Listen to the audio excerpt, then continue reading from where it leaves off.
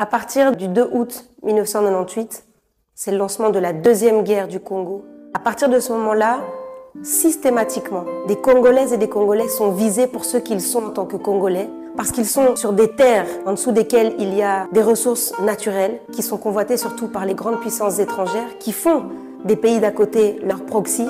Ils les utilisent, ils les financent pour massacrer systématiquement des Congolais. Vous avez un massacre qui a eu lieu en 96 contre des Congolais et qui était déjà annonçateur des prémices de ce qui allait se passer à partir de 98. Il est inconcevable de pouvoir massacrer plus de 1000 personnes, comme par exemple avec le massacre de Kasika. C'est des bébés en majorité, des femmes, des enfants qui sont massacrés en une seule nuit. On a le massacre de Katogota, on a le massacre de Makobola, on a tous ces massacres qui s'enchaînent.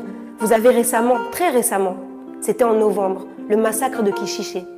Vous imaginez que nous retrouvons, quelques mois après, toutes ces victimes, plus de 170 personnes massacrées par le M23. C'est toujours les mêmes, c'est les mêmes qui ont œuvré également à Kipupu. Vous imaginez qu'on nous a dit non, on ne peut pas parler de 200 morts.